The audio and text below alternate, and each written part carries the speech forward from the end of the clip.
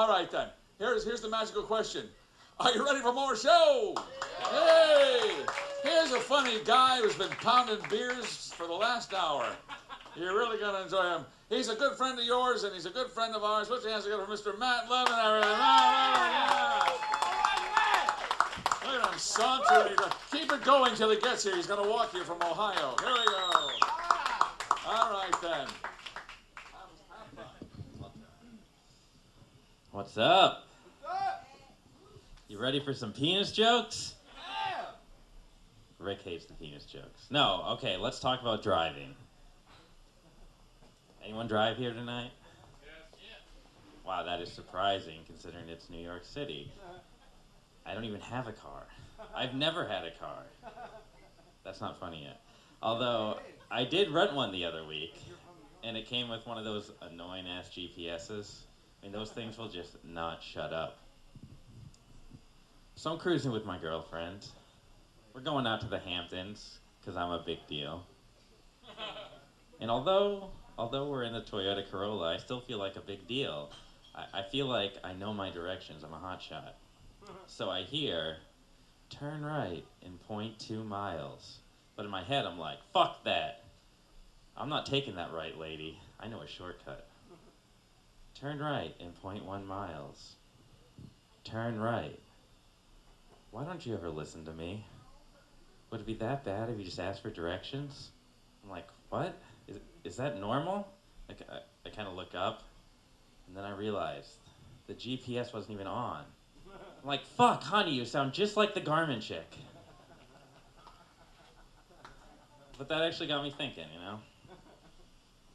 What about a GPS that comes programmed with different personalities? So maybe we have the Jewish grandmother. Don't forget to turn right in 0.2 miles. I'm just so worried you're not going to turn right in 0.1 miles, but don't do it for me.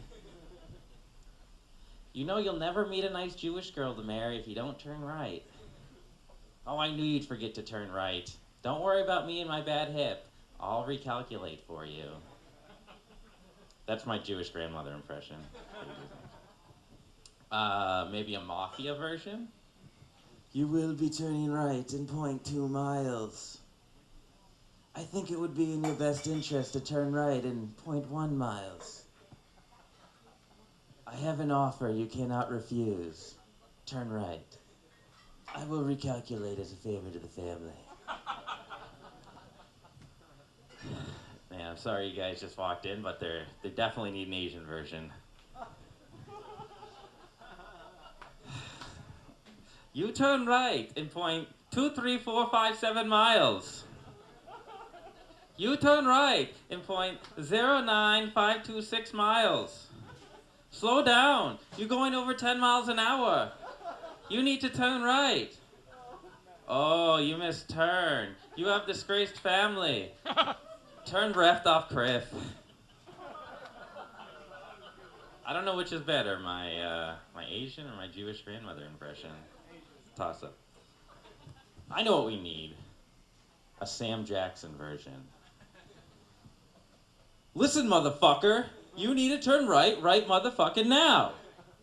Oh, I know you didn't just miss your motherfucking turn. Shit. I'll recalculate for your dumb ass. Yes, I hope he dies. And I hope blonde. How about I really should just turn this bit into my whole act. It's just fun making fun of stereotypes, you know? Okay, a blonde version. How far is 0.1 miles anyways?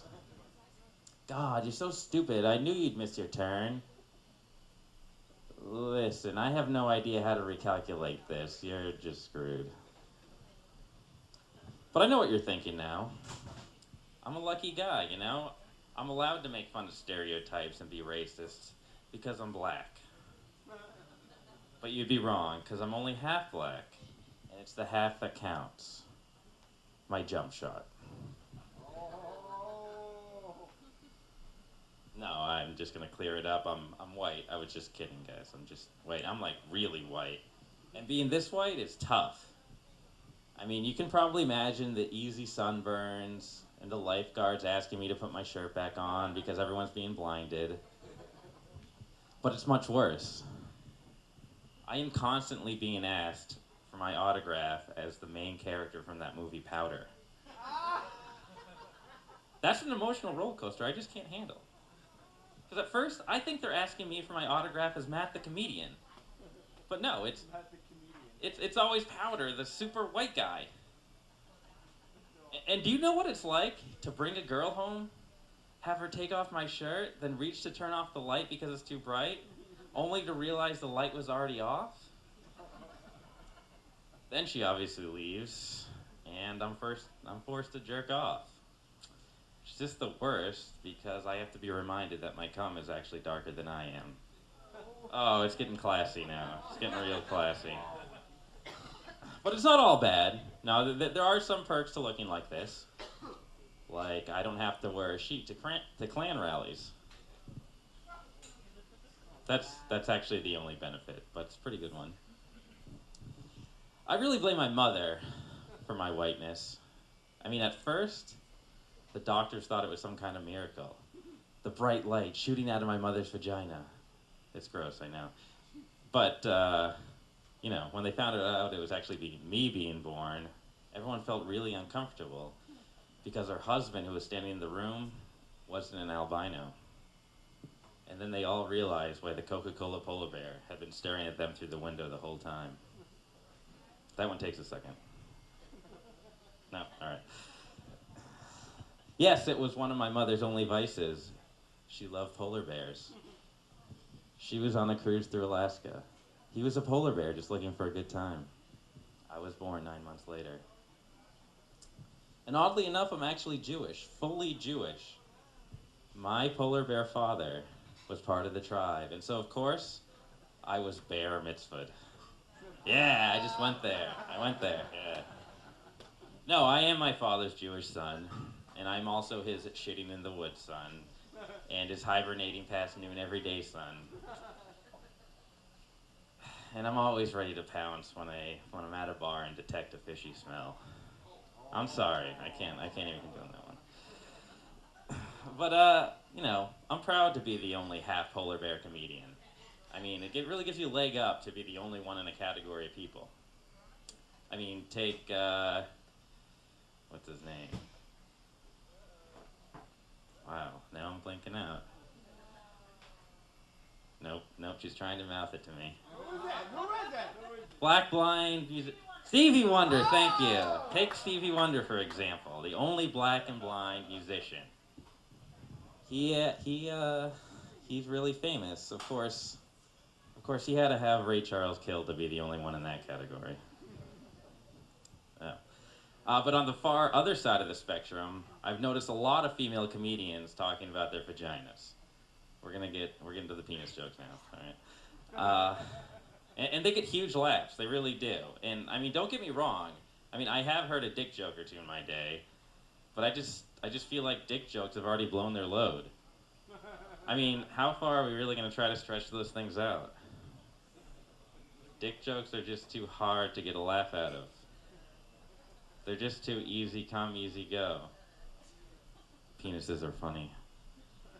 I mean, vagina jokes are just dripping with excitement. All right, I'm done, I promise. I mean, I guess it makes sense. I mean, all the females in the audience are like, women empowerment, yeah. And all the dudes in the audience are like, oh, I think it might mean that chick on stage wants to have sex with me. It's just not fair.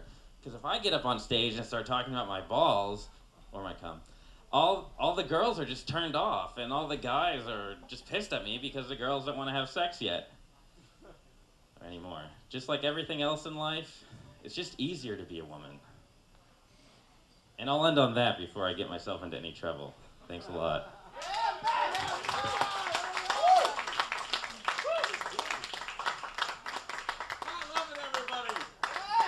Mount Levin, by the way, will be opening up for the memorial service for Helen Gurley Brown, the feminist.